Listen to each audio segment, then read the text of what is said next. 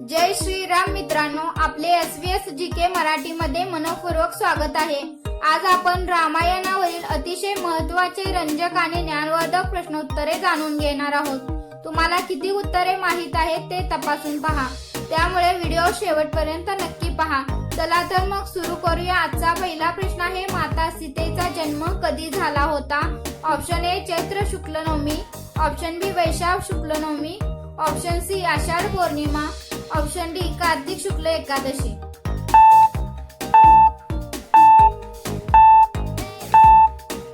या प्रश्नाचे उत्तर आहे ऑप्शन बी वैशाख शुक्ल नवमी। मित्रांनो, रामायणानुसार माता सीतेचा जन्म झाला नव्हता, तर मिथिलेचे राजा जनक यांना नांगरणी करताना वैशाख शुक्ल नवमी या दिवशी भूमीतून बालिका सीता प्राप्त झाल्या होत्या। प्रश्न दुसरा, श्रीरामांचा जन्म कोणत्या वंशात झाला होता? Option A Chandravansh, option B Kuruvansh, option C Suryavansh, option D यदुवंश।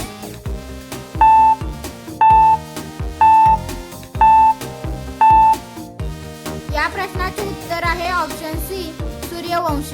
मित्रांनो, श्रीरामांचा जन्म अयोध्येचा राजघराणा इक्ष्वाकू वंश म्हणजेच सूर्यवंश या घराण्यात झाला होता। प्रश्न तिसरा, श्रीरामांच्या आईचे नाव काय होते? Option A Sumitra, option B Kaikeyi, option C Kausalya, option D Urmila.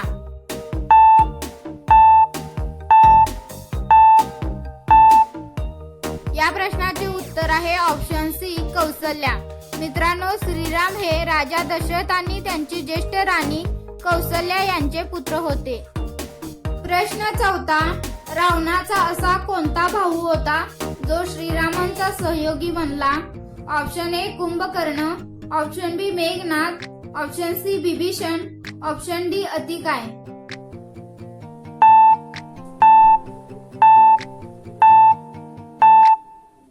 या प्रश्नाचे उत्तर आहे ऑप्शन सी विभीषण। मित्रांनो, विभीषण हे रावणाचे धाकटे भाऊ होते। त्यांनी रावणाला माता सीतेला रामाला परत करण्याचा सल्ला दिला होता। त्यांनी तो न मानल्यामुळे विभीषणांनी त्यांचा त्याग करून श्रीरामांची साथ दिली होती। प्रश्न पाचवा, रामायणानुसार श्रीरामांनी रावणाचा वध कोणत्या शस्त्राने केला? ऑप्शन ए तलवार, ऑप्शन बी गदा, ऑप्शन सी ब्रह्मास्त्र, ऑप्शन डी त्रिशूळ।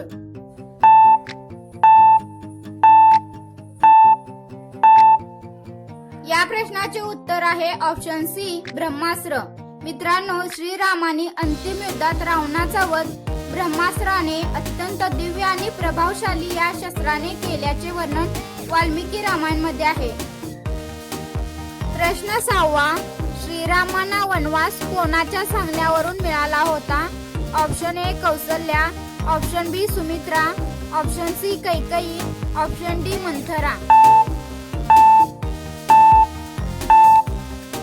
या प्रश्नाचे उत्तर आहे ऑप्शन सी कैकेयी। मित्रांनो, कैकेयी यांनी राजा दशरथ यांच्याकडे पूर्वी 2 वर मागितले होते। त्यापैकी एक वर म्हणजे श्रीरामांना 14 वर्ष वनवासाला पाठवणे आणि दुसरा भरताला राज्य देणे। राजा दशरथ वचनबद्ध असल्यामुळे श्रीरामांना वनवासाला जावे लागले होते। प्रश्न सातवा, सीता मातेचे हरण कोणत्या दिवशी झाले होते? ऑप्शन ए सोमवार, ऑप्शन बी मंगळवार, ऑप्शन सी बुधवार, ऑप्शन डी गुरुवार।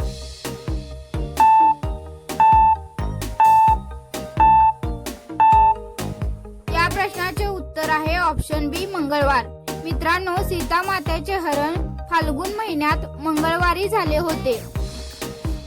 प्रश्न आठवा, हनुमानजींना सीता माता कुठे भेटल्या होत्या?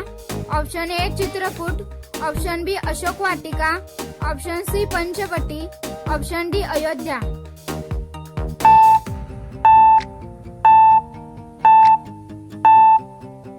या प्रश्नाचे उत्तर आहे ऑप्शन बी अशोक वाटिका।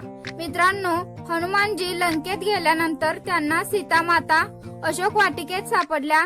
तेथे त्यांनी श्रीरामांची अंगठी सीता मातांना दिली आणि श्रीराम लवकरच तुमची सुटका करतील असा संदेश दिला।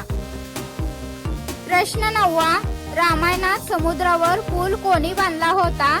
ऑप्शन ए हनुमानजींनी, ऑप्शन बी श्रीरामांनी, ऑप्शन सी नल आणि नील यांनी, ऑप्शन डी सुग्रीव यांनी.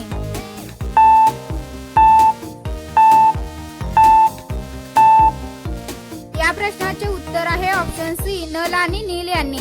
रामायणानुसार श्रीरामांच्या आदेशाने नल आणि नील यांनी वानरसेनाच्या मदतीने समुद्रावर रामसेतू बांधला होता. या पुलाच्या साह्याने श्रीरामांची सेना लंकेत पोहोचली होती. प्रश्न 10वा.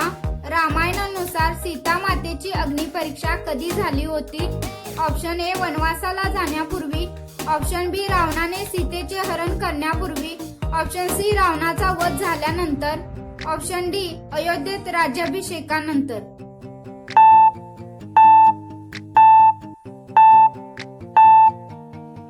या प्रश्नाचे उत्तर आहे ऑप्शन सी रावणाचा वध झाल्यानंतर. मित्रांनो, रामायणानुसार रावणाचा पराभव आणि वध झाल्यानंतर सीता मातेने आपल्या पावित्र्याची साक्ष देण्यासाठी अग्निपरीक्षा दिली. त्यानंतर त्यांचा स्वीकार केला गेला. मित्रांनो, व्हिडिओ आवडला असेल तर लाईक करा, चॅनलला सबस्क्राईब करा आणि तुमच्या मित्रांसोबत व्हिडिओ शेअर करायला विसरू नका. पुन्हा भेटूया पुढच्या व्हिडिओमध्ये. जय श्रीराम.